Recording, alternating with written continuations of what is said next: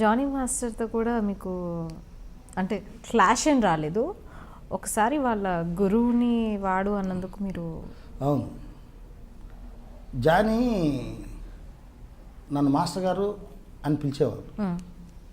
ఏం మాట్లాను నేను జానీ, నేను ఎలక్షన్లో నుంచుంటున్నా ప్రెసిడెంట్గా అంటే జానీ మాస్టర్ గురువు గారు ప్రకాష్ అంటే మాస్టర్ మాస్టర్ అంటూ ఉంటారు. వాళ్ళు విద్య నేర్పించారా అంటే నాకు అది జానీ ఎక్కడో నేర్చుకొని వచ్చాడు పాపం. కాకపోతే ఎప్పుడు ప్రకాష్తోనే ఉండేవాడు.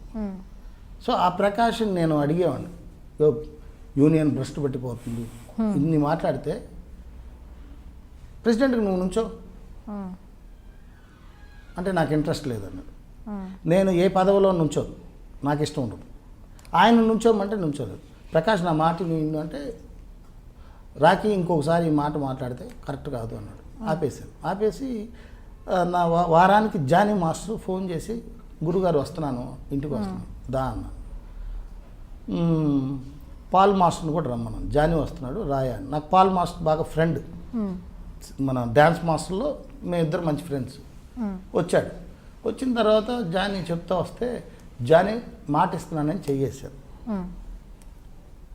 నువ్వు ప్రెసిడెంట్గా అనొచ్చు, ప్రకాష్ నా బెస్ట్ ఫ్రెండ్,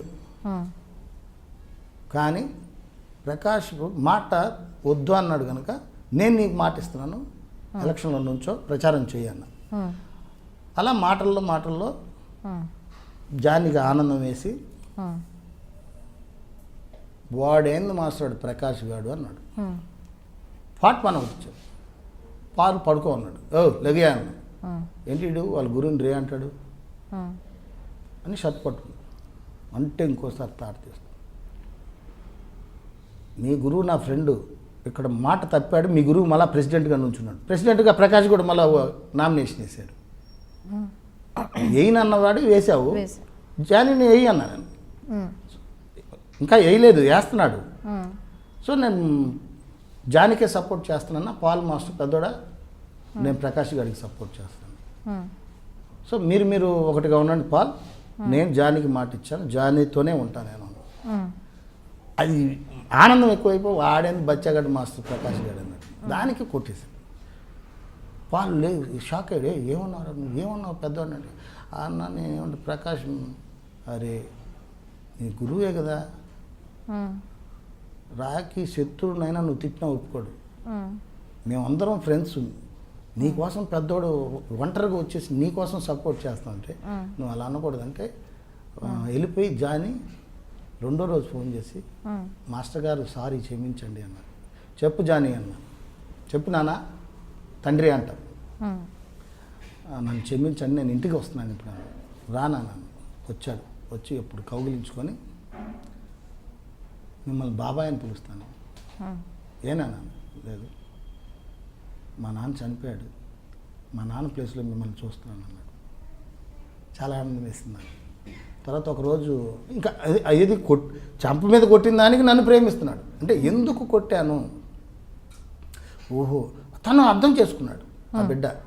సో అక్కడి నుంచి ఒకరోజు పానీపూరి సినిమా షూటింగ్ జరుగుతుంటే, బాబాయ్ రంజాన్కి మీరు పిన్ని పిల్లలు అందరూ మన ఇంటికి భోజనానికి రావాలని వస్తానన్నాడు.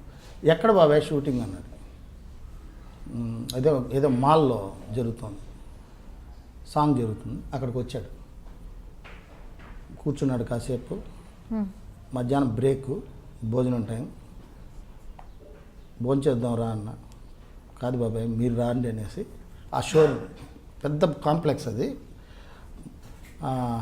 లోపలికి తీసుకెళ్ళాడు. మా సైట్ చూపించాడు. కుర్తా పైజామా 10,000 ఎంతో డబ్బులు అక్కడ కట్టేశాడు. బాబాయ్ మీకు నచ్చింది అన్నాడు. ఏంటి అన్నా, మాట ఈ డ్రెస్తో రంజాన్కి ఇంటికి రావాలి మీరు. చెప్పులు దొరకలేదు, అది రెడీ చేసి మన ఇంటికి పంపించాడు. నరసింహని వాళ్ళు జానీ దగ్గర ఉంటారు. సో నా లైఫ్లో మర్చిపోయాడు జానీ. ఎవరు చేస్తారమ్మా ఈ కాలంలో, ఇంకా ఆడు చాలా మంచోడాడు. కోపమే కానీ చెనిక కోపమే. అంటే కోపం అంటే ఏం లేదు, నాలాగనే ప్రేమిస్తాడు అందరినీ, మోసం చేస్తే బాధపడతాడు.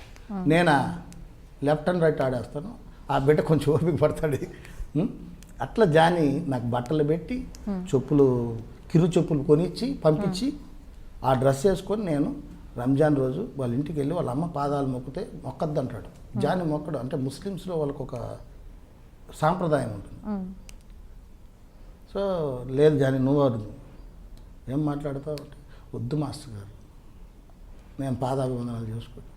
భోజనం కాడ జాని నాతో కూర్చొని నాకు వడ్డించి, అది నా లైఫ్లో మర్చిపోను.